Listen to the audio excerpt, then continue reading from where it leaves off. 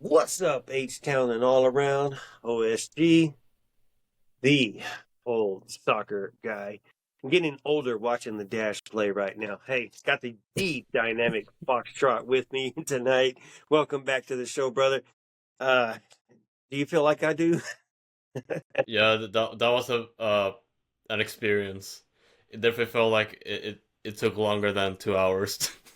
Oh, And yeah, man, for man, with real. this, Kansas with City. this, with this and the time change, since today daylight savings ended, it also felt like it's already nighttime. I'm like, has it been like 2 days now, 3 days since Sunday? For real, for real. The time change is always weird.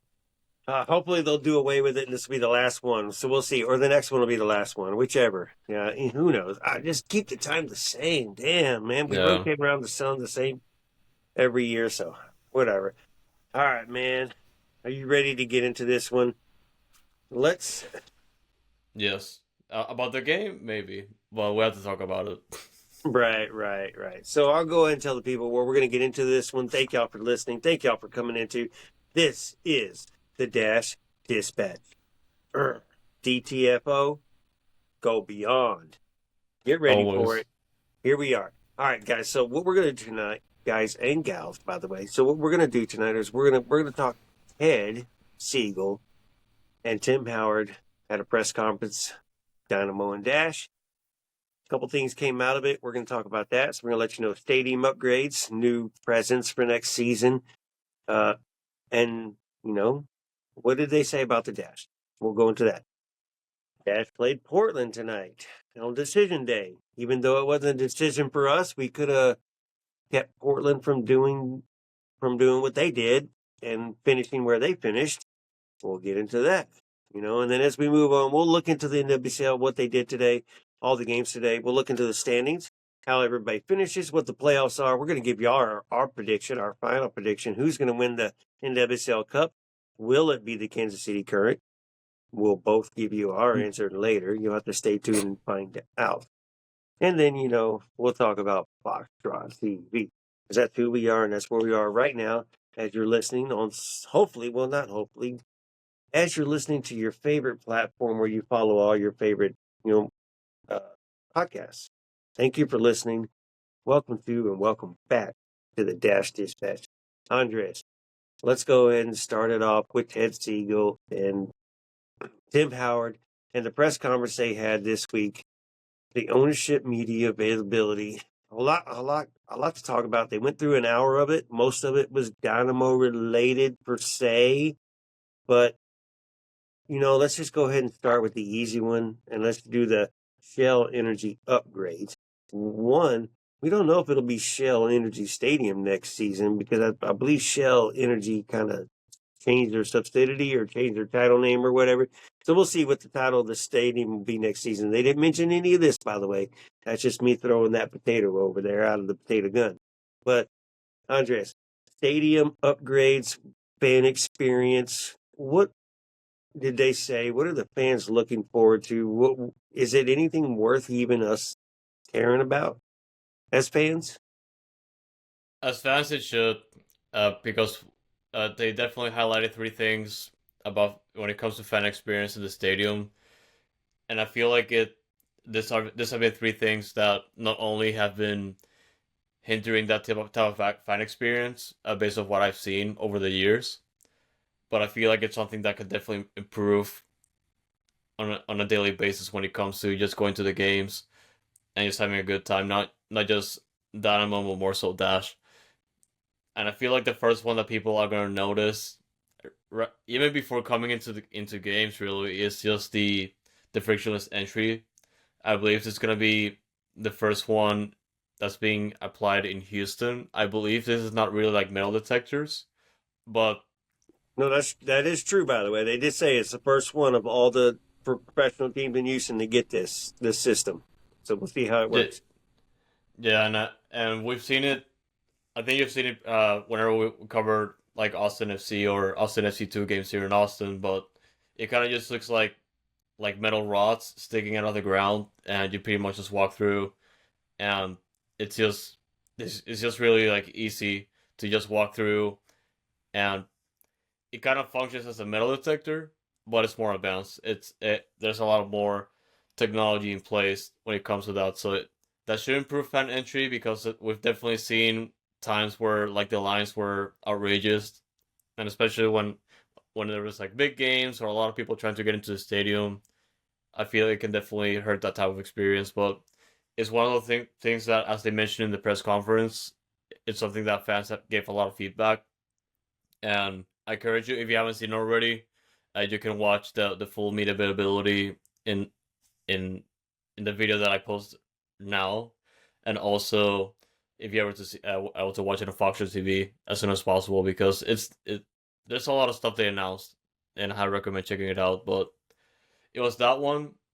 Well, The other also one, yeah, the detectors they use now are not necessarily metal detectors per se. They're shape detectors and other detectors. They're like focused on your shape per se. Because like a couple times I'll walk through and I was like, oh, I forgot to take this out. And now, you kind of said, we're not looking for that. We're looking for this. So it's cool. Like you can keep your phone in your pocket, and they're looking for particular shapes, and maybe it's a chemical detector or something. I don't know, but like you said, faster. I don't think Houston has to worry about that right now until attendance grows, but that'll be something cool for the supporters who are coming in right before the game starts as they're doing the march in, finishing their tailgate, and doing the march in at the last minute. definitely, and of course the supporters being kind of like the last ones going in, uh, just to like finish out the beer and all that, and of course the supporters march to the stadium. It will definitely like get people through the doors as soon as possible so they can catch the game. And the other one that I feel like was the thing that they had to replace so long ago, and it's finally happening, is the overhaul to the audio system or sound system in the stadium. Like for the past couple of years, you could tell like whenever audio was cutting off or it wasn't loud enough, you could hear stuff out of it. But it's finally getting upgraded. So For I the look first forward to time in its history since yeah being built. after 12 years. Yeah, which means After 12 technology years. has improved as well. So yeah, we're gonna be the judges of that whenever it rolls out next year. But I'm still looking State of forward to the that art. because throughout the concourse, there's a couple spots where the audio is inconsistent that you kind of are not able to hear what's going on like outside by the field. And whenever you're in the stadium, obviously the audio quality is not good or consistent either. So I look forward to this one, and it's like I said, it's more so gonna have to be whenever we're in the stadium, testing it out before the season starts next year. So we'll have to see what happens there. Hey, I'm looking forward to it. So that was two. What was the third one? The fans? Yes, the other type of fans, they call the big ass fans, which I think is a very creative name by the way, but that's the name of the brand, big ass fans. But they're essentially just adding more cooling throughout the seating bowl, just to improve the airflow, especially during the summer games. So it's it again, it's more so gonna have to be like a wait and see thing. Of course, we've already had fans above the seating before, but it's gonna be more so about how the airflow improves, especially during the hot summer days. Hey, even when it's shade, it's still 90 something degrees. So airflow always makes a friggin' difference if you can get it. Those that are on the east side of the stadium are going to get the sun a lot longer than those on the west side of the stadium for our games. Even though it's depending on the what earlier in the year, obviously the sun's not going down till 9:30, but later in the year, the sun's going down during the first half, and you're the shade, and you're comfortable, and you forget how hot and beamy it is. But the fans creating airflow for the fans will be, if they can generate enough airflow where you can feel it. We'll see. Pretty much, yeah. Yeah, And if I can add something else, yeah. you mentioned initially the naming rights to the stadium being Shell Energy. of course, early in the year, Shell is no longer doing the Shell Energy Initiative, so they're kind of just phasing that out. So I'm more so interested to see what happens next year because I feel like they're going to have a new naming rights sponsor, which will not only be interesting but also funny because I think this is like the sixth or seventh naming brand rebrand they do for the stadium, because it started with BBVA Compass Stadium, BBVA rebranded to BBVA, and after that PNC Bank, and then after that, uh, they went out to uh just change names constantly over time for the next, like, every 2 or 3 years. It's been hilarious. So we're more likely gonna get a new sponsor, that which is funny. Maybe it'll just be Shell Stadium or whatever. Who knows? So yeah, Yeah, but that. it's got to be Well, better just to than the ice clarify, box across the street. definitely. And just to clarify, there's something that they didn't address in the press conference, but like I said earlier, I highly recommend checking it out if you haven't already. Check it out. Check it out. All right, y'all. So that's the upgrades. We'll see how it goes next season when next season starts. We'll be there for sure. We'll check it out, and we'll see what people think about it. We'll walk in after the march in as well, and sometimes we use our tickets. Sometimes, so I do have tickets, season tickets as well. So do have tickets to use. So got to walk in sometimes, but we'll see what the upgrades are and if they work and they're beneficial. Plus whatever else they do during the off season. This was just now announced, so still a lot of times, still a lot of time. But also in that press conference, the question was asked about the presence of somebody trying to buy the Houston Dash or the sale of the Houston Dash.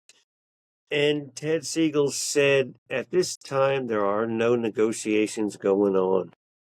You can take that for what that is, or you can be like, hey, well, was the Chinese deal a talk or a negotiation, or was it shut down by the NWSL and nobody said shit? Or was it just a rumor that someone started and everybody jumped on board and passed it along? Andres, I think it was just a rumor that everybody just kind of jumped on board and just talked about, and it created conversation, and they did a good job of it. Where do you stand on this? How do you feel about it? But Ted Siegel said there's no conversations going on currently for the sale of the Houston Dash. Yeah, it's interesting, because obviously you could expect he will say that, even if they're not ongoing negotiations, it could have been put on hold, or the offer was not really made. More so RHC just trying to reach out to them for before doing that, and I'm guessing Sportico got a hold of that rumor before they started negotiations. But Well, real quick, of 120 course, million yeah, would have been a full purchase of the Houston Dash, and I don't think Ted is trying to get rid of the full purchase of the Houston Dash. I think he's still trying to maintain some part of ownership of the Houston Dash. So 120 million would have been a lot. So I mean, was it real? Was it not? I don't know, man. I don't think it was, but that would have been yeah, interesting, as you heard from previous episodes as we were talking about it. yeah. Like, it really depended, of course, in terms of the deal. Of course, if Ted wanted to keep a control of the team, if he wanted to prioritize just getting more minority ownership just to increase that type of investment. Because of course, if that type of rumor is true, or if the valuation that they had on the team is true, then of course it definitely looked like they wanted to get full control of the team. And of course, we had the situation about the money, where it comes from, if it was gonna be vetted by NWSL, if it already happened. Again, this is more so uh, rumors from our end because we're not really sure what the current stance is. And the But stipulation to keep the team in Houston that Ted has said he has put out there too. yeah, yeah, like, it's more so Ted trying to go through all the proposals in place and before getting into negotiations and all that. So he could be telling the truth, he could be half the truth, but we're not sure. But at the end of the day, as long as the team stays here and gets investment from somebody that really cares about the NWSL, the growth of women's soccer, and of course the success of the Houston Dash. That's all I want. We'll see. And we'll have to be patient and we'll have to wait by and find out. Right now it's Ted Segal, Jessica O'Neill, and Angela. And we're good right now as far as most people feel with those three. So we'll see what happens during the off season as the season is finally over for the Houston Dash. They have been eliminated from the playoffs and now they have completed their last game losing 2-0 to the Portland Thorns. There was supposed to be fight in this game and there was none at all. We were trying to keep Portland from improving their status in the standings. They improved it and they improved it pretty well today too as well. So hoping to end the season on a better status, but this also shows you a few things. So Andres, let's get into it, man. Houston Dash lose to the Portland Thorns 2-0, man. Give me your thoughts. 0.013 XG, by the way. You did a pretty good job hyping up the game in the last episode because I was listening to it and I was very optimistic about the outcome of this game. It was the last opportunity for the Dash to perform well against a pretty good opponent.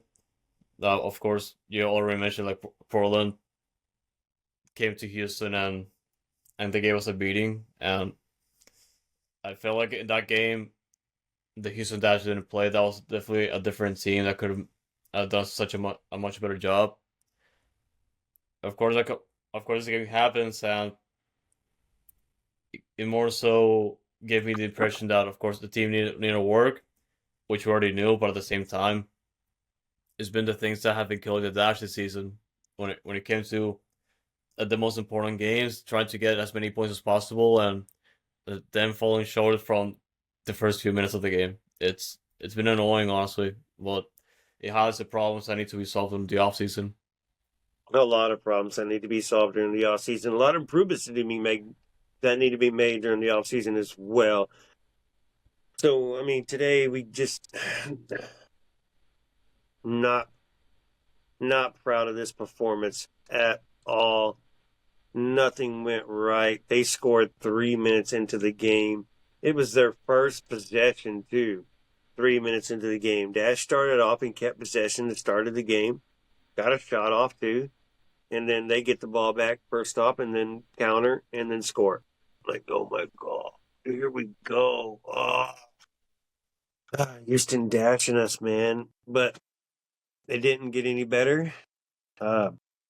We did play decent, but Portland was able to dominate basically the entire game, control the possession, control the game, just control everything. Didn't even let the Dash take any threats, be a threat. Messiah Bright went a threat. Clarissa Larissy came in. They both played on the field at the same time. Neither one of them were a threat. Man, so it was just a disappointing, lackluster performance, and now I'm kind of glad the season's over with the way that performance happened. I'm very intrigued and very excited for this offseason and what the front office is going to do and what we're going to improve on. And I say that like we're going to because we're freaking better, or we're going to be a shit show next season. Granted, the improvement we made this season, look where we finished, and we still were missing several pieces. But, man, I don't know, dude, if there was anything that we could have done to actually beat Portland today. Did you see anything that we could have played better or executed better, or is just Portland was just a better team? With your smile says it right there.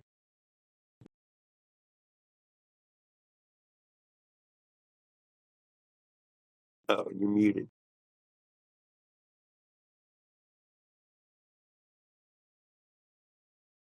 You're muted. I can't hear you. No, like it's the Dash are hacking me. But Yeah. but yeah. Well, like it's I was mentioning that I don't really like to compare opponents because each team has like their own different game plan, different approach to their own opponents. But Of course. we were the last time I was talking to you, we were talking about like how the Dash played such a perfect game against Kansas City Current, and we had a lot of the good pieces that and a lot of good ideas we could apply against Portland, especially in a pretty tough road trip there. Coming off, obviously the type of performance that we did against Portland at home this year, we could have definitely done so much better, and we had a lot of building pieces and a lot of things still good, going well for us, especially in the second half of the season, and it more so ties into the chemistry of this team that has been an area that needs to improve still, and also how we sometimes struggle when it comes to trying to recover from a really tight spot, especially like conceding very early in the game. I feel like the team is still struggling to not only find the inspiration or just like find a way to adapt into the game or try to change the outcome. I feel like the team is also struggling to find the type of creativity to open up the game a little bit more because, of course, Portland is still going to be a tough opponent no matter what. But then again, we do have a lot of good pieces that can fit that mold. So it's really disappointing because you did a pretty good job, like kind of just explaining what we're getting into. We got a lot of players coming back from the international break. We do have the talent, like there's no question about it. But it's just one of those games that, again, like we fall short of expectations. If people keep that playing the team because this type of results keep happening, as long as it keeps happening, like they're gonna have that type of impression on us. So it's really disappointing. I thought like the team could have done a much better job, but they didn't show up. Especially after beating the Kansas City Current 1-0. And then, like we said, we did go on a break after that win, but like you said, you have to play the team that you're playing. Maybe you fit well against the Kansas City Current, and maybe you don't against the Portland Thorns. Obviously, Portland Thorns beat us 6-1 over 2 games this season. So it's a little difficult. But the Dash had a better season than we expected. Made improvements on the field. Made improvements with the roster. Maggie Graham was one that showed out with the rookie season and will be a highlight. Expected to have great season next season. Will Evelina Dulshan return next season? Will Ryan Gary's return next season? I mean, I'm doubtful with that one. What will we do? There's things to talk about and work about, but we're going to come back to that, and I'm going to ask Andres later the expectations of the offseason, what we need to do, and what we can improve on. But, as we do every week, let's do the NWSL Roundup. Let's go through decision day. Let's talk about the games that happened. Andreas, stop me on any game that you want to throw a two-piece in on real quick. So, and then we will talk about the standings and where the playoffs are, and then we're going to give our predictions. Like we said, who's going to win the friggin' cup? Will it be the Kansas City Current? Speaking of the Kansas City Current, of course, on decision day, they beat the San Diego Wave 2-1. They played the 2 o'clock game and got that one out of the way since both those teams were playoff bound no matter what. I don't know why they did that. Everybody could have played at 4 o'clock either way. But meaningless game, Chicago Stars, who still finished in last place, won their game against Angel City 2-1. That made it to where we are sole owners of 10th place out of 14th. So at number 10, we're good with it. North Carolina beat Gotham. North Carolina beat Gotham. Did the job they needed to do to make the playoffs, sitting in ninth place. To make the job. But Racing Louisville beat Bay FC 1-0 to secure that last playoff spot and prevent North Carolina Courage from making the playoffs. So North Carolina Courage is going to fall short. They could have had history. I think Racing Louisville does have history, I believe. making the playoffs. Orlando Pride, Seattle Reign 1-1. Portland Thorns, of course, in the dash 2-0. As I just like to remind you about that one. Utah Royals end the season on a 1-0 win against Washington Spirit somehow. Now I have to go back and watch the replays to see how that friggin' happened. If Yeah. Washington Spirit just took everybody off and didn't play nobody at all. But that was 1-0 Utah, so good for them. Surprise, surprise, Washington Spirit. Any comments on any of those games, Andres? Anything that stood out to you on those? I was gonna say the Utah Royals game. I haven't seen the lineups yet, but I have a feeling that Washington learned their lesson when they came to Houston and Tracy Rodman got injured. So I mean they already made it to playoffs. Like Yeah, let your players rest. yeah. All right, well, so that means that the season has ended, the standings are set, they're final, the playoffs are secured. 1-8 is known now. The playoffs are here. I'll be watching the playoffs. That's for damn sure. I hope y'all be watching the playoffs. I know the Houston Dash are not in it. If you're like, what am I going to watch the playoffs for? I'm going to watch for good soccer and for the enjoyment of soccer. I say good playoffs. I've got Columbus versus Cincinnati on right now, and it's 3-0, and Cincinnati has a red card, and they're getting their butt kicked already. So Columbus is going to win this game, so it's not really good soccer. But I'm watching soccer, so I expect a good playoff from the NWSL. But let's go through it. Kansas City Current, as we said weeks ago, win the league by 21 points with 65 points total. Ridiculous. Yeah, ridiculous, bro. 21, 2-3. There were 3 losses. Houston Dash, one of those losses. So plus Yeah. 36 goal differential. Nobody else. Oh, sorry. I was saying nobody else had double digits, but Gotham somehow ended up with a plus 11 on the plus side. There, of course, were some minus double digits, but Jesus, plus 36. Washington Spirit finished in second with plus 9 on the goal differential and 44 points, finished in second place.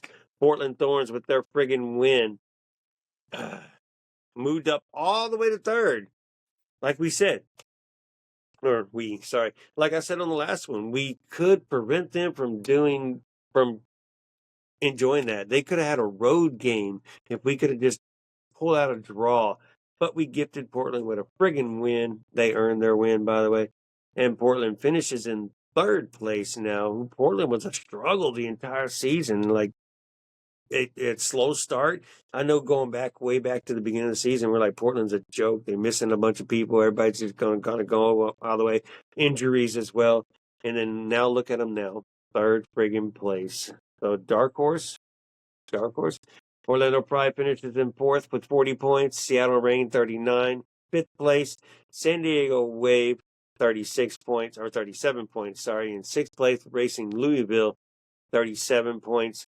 In seventh place, Gotham fell to eighth place without loss to North Carolina Courage with 36 points, but it was still enough because North Carolina Courage finished with 35 points in ninth place, which was not enough.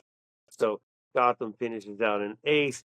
Force were 10th, Angel 11th, Utah 12th, Bay 13th, Chicago 14th. So you see the top, you see the bottom, you know who's in the middle, roughing around out there. Now you got 1-8. Andres, you ready for the playoffs? No use in that, I know. Technically not. Technically not because the dash are not there. But yeah, I look forward We're used to. to it. Yeah, unfortunately we are used to it, but I look forward to being entertained in the playoffs because NWSL it gets crazier at playoff time.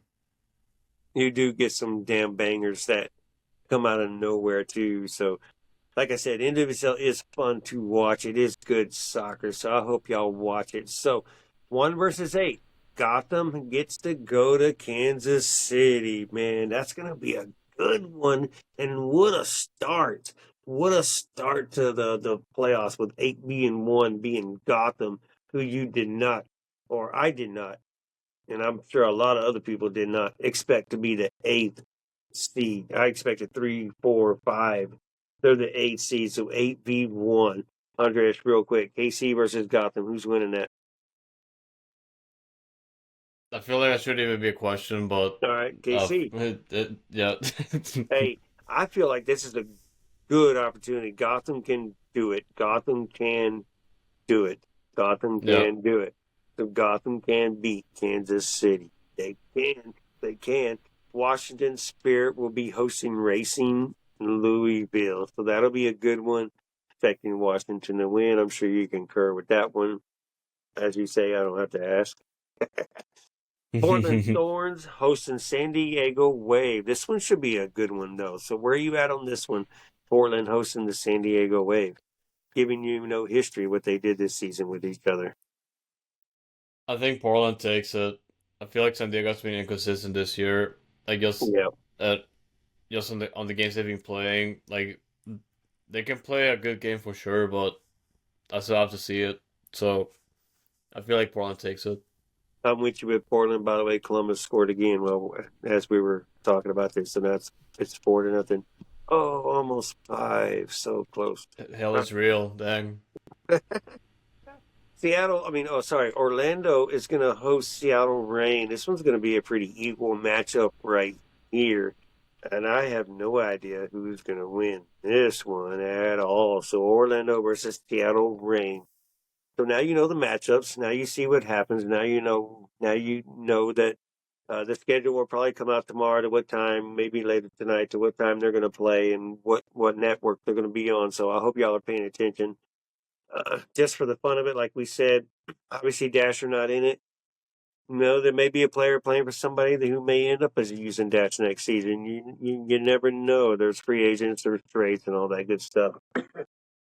And we have a good GM that wants to make moves, and Jessica wants to make moves and gives Angela the power to make those moves. So, Andreas, now I'm going to ask you the tough one, man. The All right. tough question. 8 teams have made the playoffs. Who is going to end up on top and crown themselves NWSL champions of 2025? You get the first one. Sorry, I'll follow up. I'll give you a hint. I'm not going to pick I mean, the top. I mean, whoever beats Kansas City Current is gonna win the championship. That's my take. Mm, okay. You know, I think Gotham will beat Kansas City Current in that first match. Kansas City's going All to sell that insane. crowd out. It will be friggin' insane, and it will be nuts, bro. It will be nuts. And Kansas City didn't back off and chill out. So it's not like they're going to be flat-footed or anything like that. I just think Gotham's going to, man, Gotham's got their butt kicked on the road this two seasons. So y'all don't go bet. Do not go bet on what I'm saying right here. I would not be surprised if Gotham beats Kansas City Current. I'm going to go with Washington Spirit winning the title this Hey season. man, They're hey man, just if you could put $1 for Gotham to beat Kansas City Current, I'd probably do it. Just $1.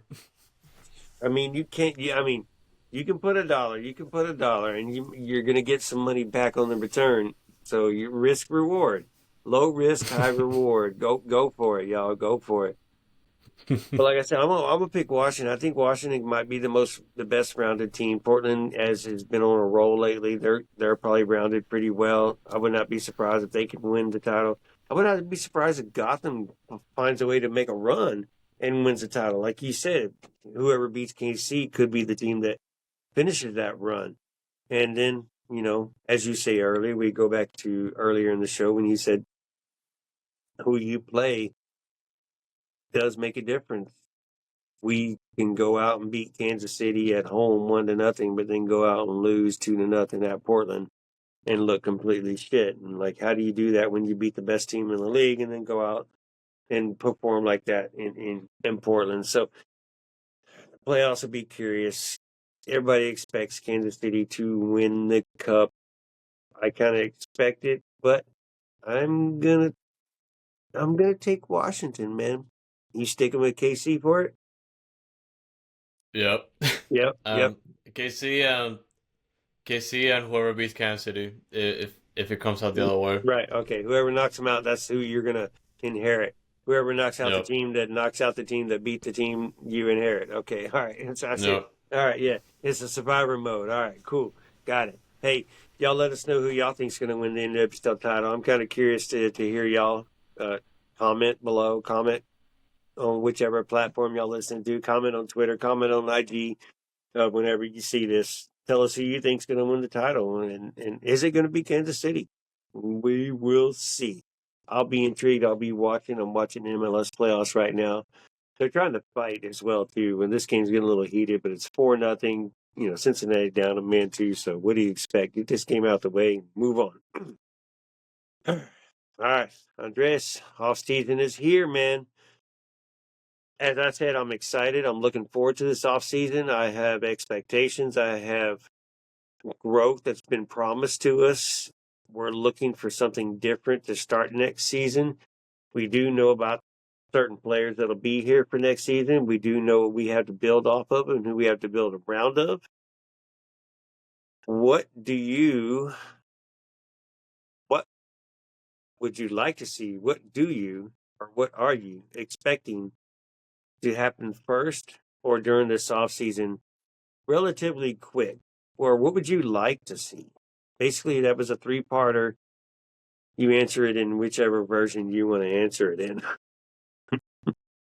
I mean, from the top, as is something that Angel already spelled out for us, it better be ambition more than anything because of we have been in this position for so many years that we're kind of just used to staying in defense or just like playing it safe.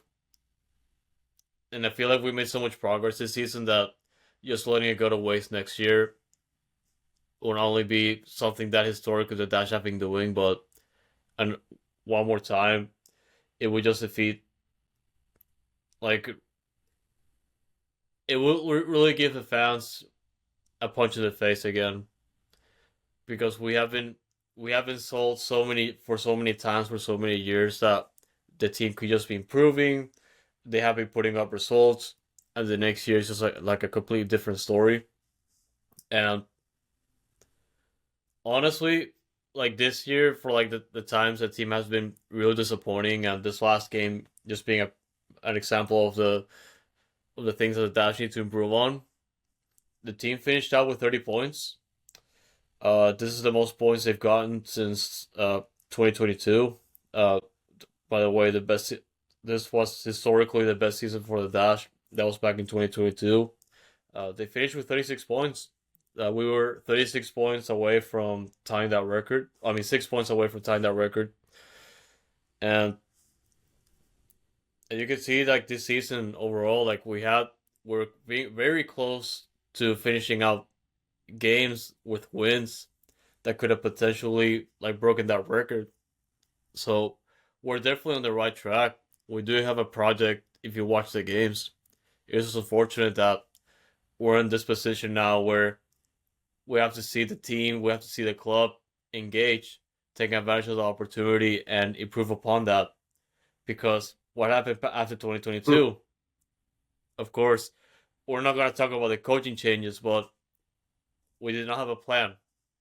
That was the big idea. But that was different because now we do have a front office dedicated to the Houston Dash, something that we haven't had before. So I'm definitely hopeful because not only because Angela and Jessica sold to that idea, but because they proved it already with this year. Of course, they gave a big project for Fabrice to deal with this year, and he technically delivered. We had a much better finish compared to last year, but of course, last year it was a different story. But he technically got the team together, like he got the project together and performed in most of those opportunities. Unfortunately, we did not make it to playoffs, which is something that I would have been happy with. But going back to what we're talking about early in the year, the playoffs was kind of not expected because it was going to be a project. We knew that from the start, but at the end of the day, we saw a certain improvement to build on, and this off season it's going to have to come down to that type of ambition, the type of investment that the team has to put into this team to go to the next level. Like, of course, next year, playoffs is gonna be the minimum. Agreed. Ambition to go after the players that belong here and that deserve to come in here and play here, and we do need to make improvements to the roster. Some nice improvements, as you saw tonight. This roster right now is not the roster that can go out and win an NWSL title and compete for the Shield. Even right now, there's still a lot to work with and a lot to grow on. But you see what we're working with, and there is no reason why we Fabrice did a good job this season. There's no reason why the fans have any reason to thwart Fabrice and what he did this season and to call for his head or anything like that. And nobody's calling for his head, by the way, as far as I've heard on my side of the window. But No, I mean whoever calls for his head right now it does not watch the Houston Dash at all. Like, no, they're I just mean, used to yeah, you know every season, and we're not making the playoffs every season. But Fabrice did a good job this season. Angela came in and did a good job in her first season as well. Hoping for more. She's going to be ambitious, like she told us. Y'all go check out that video. It is on Foxtrot TV. Caught her at the last home game in the tunnel for about 45 seconds. So y'all go check that out. It's on the Foxtrot game day. But our last one, yeah, yeah, for our the last year. one for the year.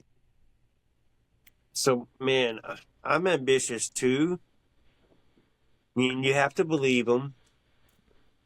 I mean, you don't have to believe them. They have to prove it to us technically, and Yeah, then we can believe because we're so used to, it's 13 years now, right? 2012 to 2025. One season we make the playoffs and we sell out the game and lose 1-0 in the last minute of the game in extra time and to the KC Current.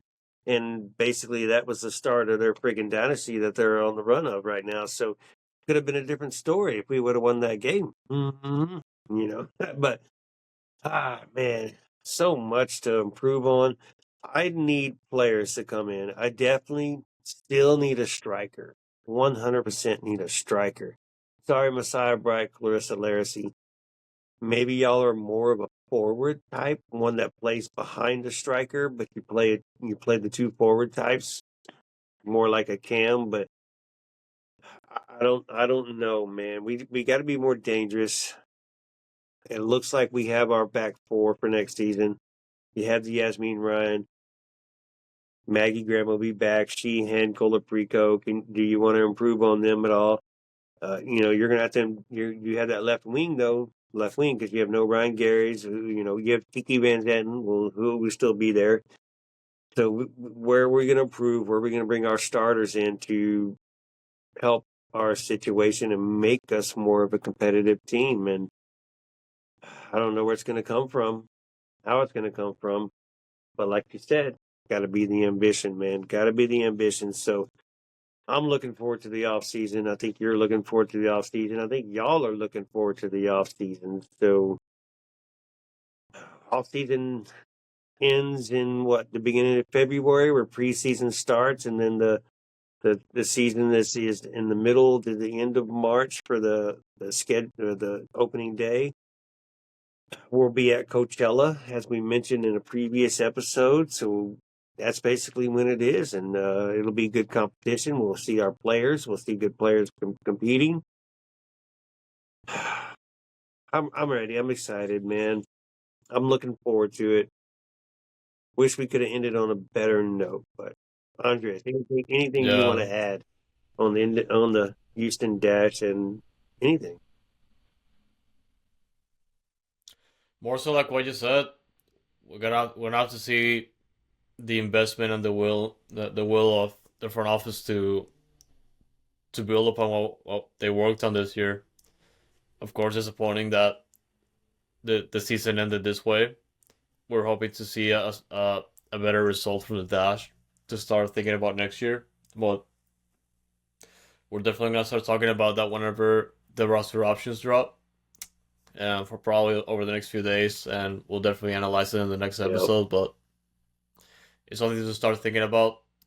and depending on the approach the team takes with the players they're choosing to keep for next year, it could tell us a lot of clues as to where they're gonna go next. So we'll definitely talk about a little bit more, and yeah, looking forward to that. 100%, 100%. So, all right, y'all. Hey, maybe the last episode for some of y'all until next season. But as Andreas said, we're going to stay around. We're going to keep bringing y'all news during the off season as news happens.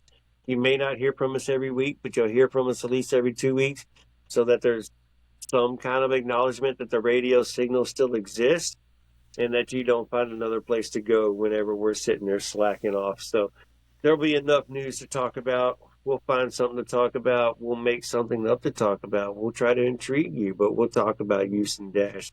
We'll find out for search for more players, and we'll see what kind of ambition Angela's going for. Can we get some interviews during the off season too? That'll be important for us, and I'm hoping we can do that.